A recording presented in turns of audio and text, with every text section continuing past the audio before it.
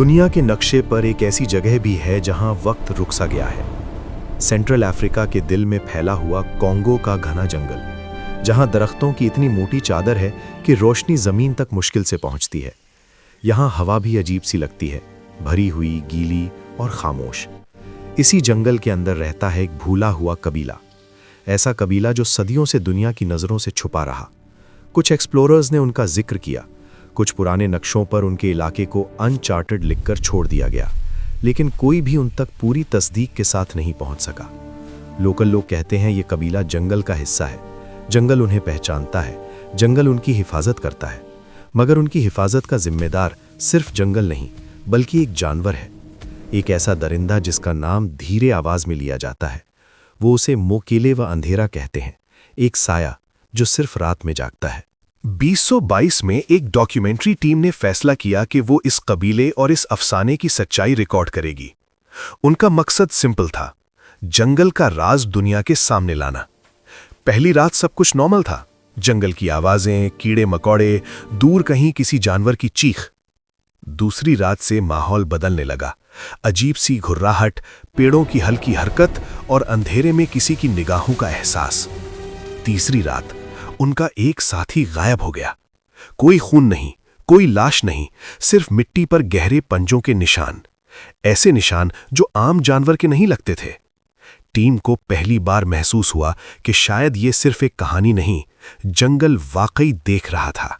सुबह होते ही टीम ने फैसला किया कि वो जंगल के अंदर और गहरा जाकर अपने गुमशुदा साथी को ढूंढेगी। उन्हें लगा शायद वो रास्ते भटक गया हो, लेकिन जंगल में एक अजीब सी खामोशी थी।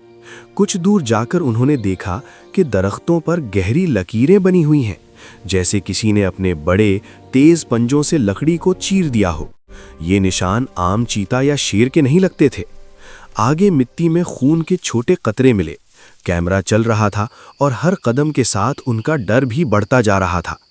फिर पेड़ों के दरमियान कुछ हिला, सबने सांस रोक ली और फिर वो नजर आया, एक बड़ा गैर मामूली जानवर।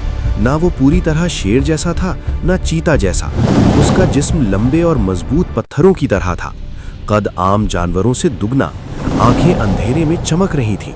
कुछ लम्हों तक वो बस उन्हें देख रहा था, फिर उसने एक जोरदार दहाड़ मारी। सब भागने लगे, जंगल में अफरा तफरी मच गई। एक कैमरामैन फिसलकर गिर गया।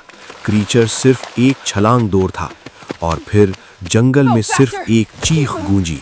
उसके बाद सब कुछ खामोश हो गया।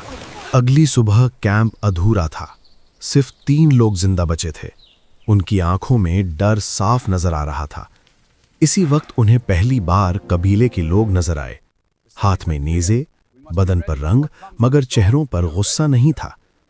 एक बुजुर्ग आगे बढ़ा, उसने सीधा कहा, तुमने हिफाजती रूह को जगा दिया है। टीम समझ नहीं पा रही थी। बुजुर्ग ने बताया कि वो जानवर उनका दुश्मन नहीं, वो जंगल का मुहाफिज है। जब भी बाहर के लोग जंगल को नुकसान पहुंचाते हैं, दरख्त काटते हैं या जानवरों का बेरहम शिकार करते हैं, वो सामने आता है।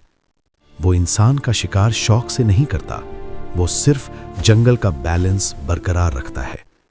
कबीले के लोग उसे देवता नहीं मानते, मगर उसे इज्जत देते हैं। वो जानते हैं कि जंगल और वो जानवर एक ही निजाम का हिस्सा है। जो लोग बच गए थे उन्हें जाने दिया गया, मगर उनका रॉ फुटेज कभी पूरा रिलीज नहीं हुआ। सिर्फ कुछ टुकड़े इंटरनेट पर आए। सरकारी तौर पर कभी भी किसी ने इस जानवर की तस्दीक नहीं की। कॉन्गो का जंगल आज भी वैसा ही है, घने दरख्त, गहरी खामोशी, और शायद वो मुहाफिज अभी भी वहीं है।